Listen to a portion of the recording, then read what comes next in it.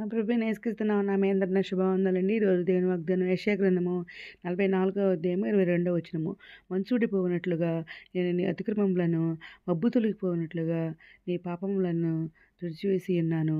నేను నిన్ను విమోచించి ఉన్నాను. నా యొద్దకు మళ్ళుకొనుము అనే వాగ్దానం ఇచ్చండి. పరిశుద్ధాత్మలో అర్ధరాత్రి లేసి ప్రార్థన చేసి స్తుతులు చెల్లించి మరలా ప్రార్థన చేస్తే విన్నప్పుడు దేవుడు ఈ వాగ్దానం చూపించిన వెంటనే స్టేటస్ పెట్టిన చూడండి. ఇక్కడ అవును, నేను దినం కూడా ఉదయకాల సాయంత్రకాలం అర్ధరాత్రి ప్రార్థన చేస్తున్నాం, స్తుతియాగం చేస్తున్నాం, బైబిల్ అయితే పూర్తి రాసిన దేవుని కృప వలన ఇంకా ఉపవాస ప్రార్థన చేస్తున్నాం కదండి.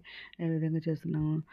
దేవుడు మరి నన్ను కన్న వాటిని ఎన్న వాటిని జరిగిన మేలు అన్నిటిని తెలియచేయమన్నారు కాబట్టి రాత్రి ఏ వాగ్దానం దేవుడు ఇచ్చారండి, దీన్ని మీకు తెలియజేస్తున్నాను. అయితే ఇక్కడ దేవుడు దీనికి రిఫరెన్స్లు ఏం మాట్లాడుతున్నారంటే యెషయా గ్రంథం 43వ అధ్యాయము 25వ వచనంలో దేవుడు ఏమంటున్నారంటే నేనే నా చిత్తానుసారముగా నీ అతిక్రమములను నేను తుడిచివేసి ఉన్నాను. నేను నీ పాపములను జ్ఞాపకం చేసుకున్నాను అని మాట్లాడుతున్నారండి. అవునండి, ఆయన రక్తంలో మన పాపాలను కడిగి దేవుడు మందివాడు. ఆయన పొందిన దెబ్బతో మన స్వస్థ కలిగే దేవుడు మందివాడు అనమాట. అయితే ఇక్కడ మరి ఇంకా దీనికి ఇంకా రెఫరెన్స్లు ఏమన్నాయంటే కీర్తనల గ్రంథము 51వ అధ్యాయము 1వ వచనము 9వ వచనంలో దేవా నీ కృప చొప్పున నన్ను కరుణింపుము, నీ వాత్సల్య బాహుల్యం చొప్పున నా అతిక్రమములను తుడిచివేయము అంటున్నారు కీర్తనకారు. మనం కూడా అలాగే ప్రార్థన చేసుకోవాలన్నమాట. నా పాపములకు విముఖుడవు కమ్ము, నా దోషములన్నిటినీ తుడిచివేయము అని చెప్పేసి ప్రార్థన చేస్తున్నాడు కీర్తనకారుడు. ఈ విధంగా మనం కూడా ప్రార్థన చేయాలన్నమాట దేవునికి. ఇంకా అప్పుడు మా ఆయన రక్తంలో మనల్ని కడుగుతారనమాట. ఇంకా హోషేయ గ్రంథము 14వ అధ్యాయము 1-2 వచనాల్లో ఇశ్రాయేలు నీ పాపం చేత నీవు కూలీతు కనుక నీ దేవుడైన యెహోవా తట్టుకు తిరుగుము, మాటలు సిద్ధపరచుకొని యెహోవా యొద్దకు తిరుగుడి. మీరు ఆయనతో చెప్పవలసినది ఏమనగా మా పాపములన్నిటినీ పరిహరింపుము, ఎడ్లకు బదులుగా మీకు మా పెదవులు అర్పించుచున్నాము, నీవు అంగీకరింపదగినవి అవే మాకున్నవని చెప్పేసి మనం దేవునితో చెప్పమని ఇక్కడ దేవుడు మాట్లాడుతున్నారు అనమాట అండి. ఇంకా మీకా గ్రంథము మీకా కదండి 1 కొరింథీయులకు రాసిన పత్రిక 6వ అధ్యాయం 20వ వచనము.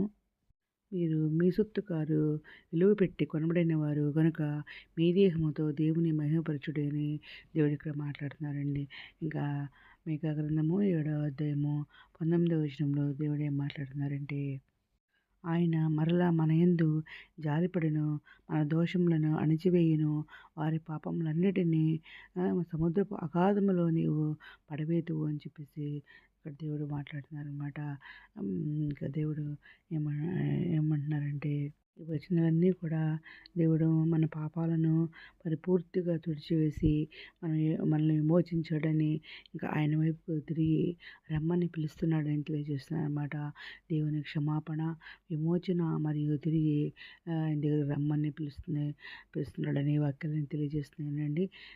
అందుకే ఎంత మంచి వాగ్దానం ఇచ్చిన దేవుడు, అంత మంచి వాగ్దానం ఇచ్చిన దేవునికి కృతజ్ఞతలు చెల్లించుకుంటూ ఈరోజు మనం ప్రార్థన చేసుకుందాం. మౌనోదర సరస్వతిముద్ర ఘనమైన నామానికి ఎలాగ స్తుతిస్తున్నాతండి. అందమైన ప్రపంచాన్ని ప్రతి ఒక్క పెట్టిన పేరు పెరిగి న్యాయం చేసుకోండి. ఆయన ప్రతి ఒక్క పెట్టి అవసరం తట్టండి, అక్క తెరచిన కోరికలు తెచ్చండి. చంటి బిడ్డలు మంచి అరుగుండి, విద్యార్థి శైలి తిరుగుండండి, నిరుద్యోగులు ఉద్యోగాలు దయచేయండి, ఆదిపస్తున్న వరకు ఆర్థిక సహాయం దయచేయండి, అనారోగ్యం స్వస్థపరచండి. ఆయన వేదం కొన్ని ఓదర్చండి. ఆయన కుంగిన వారు లేవనెత్తండి, రక్షణ దయచేయండి. ఎవరినెస్లు బలపరచండి. ఎవరి కాలం మీ కాడి మీద కృప చూపండి. మీతో రానయ్యన్నారు, మీరు చేయడానికి మీ అందరూ సిద్ధపంట కృప చూపమని అతి పిల్లలు ఉండే భాగం దయచేయమని మా ప్రభు పీరుషుని యేసుక్రీస్తు పరిశుద్ధమైన నామమున అడిగి పెట్టుకుని ప్రార్థిస్తాం తండ్రి. ఆమేన్. మీ అందిన ప్రార్థనలో మా కుటుంబం నుంచి కూడా ప్రేర్ చేయమని మనం చేసుకుంటున్నానండి. ప్రభు సేవలో మీ సహోదరి. God bless you.